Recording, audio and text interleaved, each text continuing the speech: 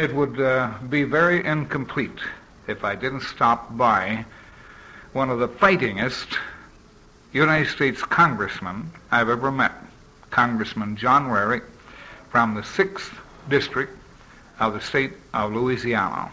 I hope you don't mind that introduction, Congressman, because you are battling, and it's going to be a rough battle for several reasons. The congressman, if he wants to, he is at liberty to tell you some of the things he's battling in Washington. So let's have at it, lad. You just, there are no holds barred, and we welcome you once again to the Bible Institute of the Air Network. Well, thank you very much, Dr. Burpo. It's always good to see you in here. Since the last time I had the pleasure of chatting with you, I've been to Arizona. You may recall I couldn't make it out. Spoke both in Phoenix and in Tucson, despite the fact that I found out I was with the Asian flu. But in addition to being a congressman of the 6th District of Louisiana, I also have another title, I understand. My liberal friends on the Democratic Study Group elected me as the non-voting resident commissioner of over 10 million Americans nationwide who seemed in their heart to feel that George Wallace of Alabama was the best choice for president. Mm-hmm. That, of course, was when they stripped me of my seniority. Your own party? Well, there's a question in that. Of course, each state has its own party, and of course I'm a Louisiana Democrat. Mm-hmm. This was a minority of the members, of course, of the various Democratic congressmen from the 50 states. Mm-hmm. It really wasn't my own party. It was a rebellious group of young Turks who are trying very hard to take over the party, and of course take over all the parties, to deny to any American, whether he be an elected official or not, the right of freedom of choice and the freedom that's necessary to speak out on the issues of the time and to adequately represent his constituents or his people at home. Mm-hmm. Well, it's come to a pretty sorry state of affairs when a man can't vote his choice. I think the ridiculous thing is, of course, we all remember Earl Warren's extremist mutterings, one man, one vote, and we must reshuffle our states, and that we have to guarantee voting rights, and all of these mechanics that appeal maybe to our liberal people because we're very open-minded today, and yet they would turn around in a party power caucus and do what that they could not do under the Constitution or legally. So there's no constitutional basis for their action. There's no legality in it. And in fact, it was even prohibited under the rules of the caucus itself. And yet, votes count. And in this instance, this is one of the results of the educational breakdown or build-up of the idea of democracy. Mm-hmm. It talks big, but when you do exercise democracy, then you get pistol whipped or horse whipped or really believing in control of your people. I want to ask you some questions now about three things. There's a sexual revolution, as you well know, in this country. Some National Council of Churches ministers met recently in Iowa, and one of their spokesmen said he saw nothing wrong with premarital sex among young people. Seek Us Now, which I think is a communist-inspired organization, is seeking to bring raw sex down to age 5 and 6 in our schools. You have some pretty strong opinions about that, so let's have them. Well, of course, what we're witnessing, Doctor, is a cultural revolution or a cultural genocide. People who question that there's any communist involvement are unable to explain why, then, that the communists are the ones who have been working to destroy patriotism, to destroy parental rights, to destroy home rule, to destroy freedom of education. And suddenly, of course, all of this looms up It's like the sex education program was almost nationwide, as if suddenly someone pushed a button. And those of us who have been aware of communism through the years and the infiltration into our institutions have known of these activities, but they were so repulsive. And we didn't feel that the communists would make any headway. And so, of course, their best approach was to hit it all at one time and then to turn around and claim academic freedom. And, of course, they didn't say that about praying in the school, and they don't say that about teaching American history in school or the true meaning of the Constitution. But suddenly they come out and they say that if you're against sexual education, which is really perversion, it's the art of sexing itself, it's the animal act, then you're against education and against academic freedom. They at no time have made any suggestion that the way for this to be handled is through the home, or that we educate the parents, you see, because they do not believe in the home. They're really opposed to any parental control because it would deny them some control over the minds and the bodies of these small American children. Now, I think the other amazing thing is that we've just received word that the Head Start program, which was devised under the communist theory of environmental factors, that genocide or genetics have nothing to do with children or their mentality. The Head Start program, which was for 5 and above, is now to be abolished because their experience or the actual testing shows that all the Head Start money has been wasted. It's accomplished nothing. Really? That the children who were not in these Head Start schools or in these kindergarten facilities came into school and were able to compete, and they were just as mentally alert, and their IQ was the same as the other youngsters. In other words, the IQ, the basic common sense or know-how or incentives, are born in us. So now, in desperation, the environmentalists, and of course this goes clear back to basic communism, because to believe in heredity, you have to believe that people are different.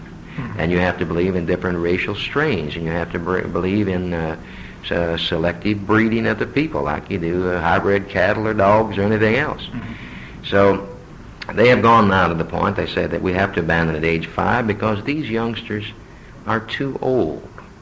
So they want to go to infants and to children before they are even born, and up to the age of 3. And we probably will be alarmed at first to read, they're even planning now on talking about destroying mentally retarded children. Really? That this hurts their statistics, that they're talking about special medicines. They've got all kinds of excuses as to why the brains of unborn babies are not developing so that all children are born equal. And I have to chuckle when I think about this because you remember the last time we saw a man who felt that environment would change the heredity of all of his people was Adolf Hitler. And people immediately hollered that Hitler's children was immoral, ungodly, against nature, and he was supposedly scorned by the world community opinion. Yet here we're doing the same thing, and the idea is that the environmentalists refuse to listen to history. Now we had this Russian, Lysenko. Lysenko, of course, the Russians do not believe in God, so they must believe that all human beings are equal, they're matter. And this is a basic concept. This is the Russian versus the God-given inequality of man. But Lysenko was able to prevail on the Russians that everything was environmental, and the geneticians, or the people who may not even believe in God, but they did know that there was within each of us some divine purpose, that God didn't make us like 12 bolts in a box. These geneticists were placed in the Russian concentration camp. Well, the first big test of Lysenko came back in the early 20s when the Russians were all starving to death. They didn't have enough wheat. Now they had the ordinary wheat, which could be planted, of course, in the late fall or in the early spring, but they didn't have the winter wheat. They didn't have a wheat that would last over the hard Russian winter. So Lysenko said, well, this is ridiculous. He said, wheat is wheat. And all we have to do is to educate and train this wheat to accept the environment of a hard winter, and there we will have enough wheat to feed our people. So that forced the Russian farmers and the party members dared not speak out against Lysenko, because if they did, then they were admitting that the theory of environment is all wrong, or is wrong, and that geneticism does play in the role even of a grain of wheat. So here were all these Russians planting their ordinary wheat, and of course the wheat would winter kill, it wouldn't grow, and no one dared speak out and say, well, the reason they couldn't produce wheat in Russia was because ordinary wheat could not be made winter wheat, even though the Presidium, or the head of the Communist Party, and even though all of the Communist Party members and Lysenko, the scientists, ordered that wheat to become winter wheat. In other words, we have the idea here that little grains of wheat, because of the differences within the kernel, are so endowed with differences by God that they can't even be changed by environment. Yeah, we go back to the sex education. Here in Washington, D.C. alone, one of the Negro militants, a woman, has come out and she says that this sex education is a necessity because it's the only solution to the race problem, because this is the only way that we can teach the young children to not discriminate in their sex activities, so that, of course, they will inbreed with different races, going back to the same theory again, that by changing the environment, by changing the education and like events, we will end up with the one international brown man, and intelligence and, of course, intellect, heredity, are given no acknowledgement. In fact, today, anyone who even dares suggest the difference between two kernels of wheat, I guess would be made out to be a lunatic or some kind of a radical. We have many other instances in this. Dr. Jansen, the sociologist from the University of Berkeley in California, a man who is an integrationist. Certainly he has collaborated with other integrationists and pro-civil rights to write books trying to prove the point of environmental study on Head Start operation, on model cities. Many of these federal funds, of course, funding jobs which result in a profit. People are making a profit off of race, and they're going to make a profit off sex education too, you see. But he has now come out in his report, which is contained in the winter edition of the Harvard Educational Journal. And Dr. Jansen, taking the side of the colored people, tries to show them that by the proven experience of integrated education, they are not helping the black people. In fact, they are coming further and further apart. And that, I believe his figures are that 4 out of 5 black people have an intelligence which is above the medium, or 1 out of 5 blacks is able to keep up with the medium of 4 out of the 5 whites. And that this black student, or this black intellect, then tries to become white. He alienates himself from the rest of his race, and he becomes like most white people. He has a small family, if any, and he wants to live different, and of course he's able to be accepted in many instances by white people.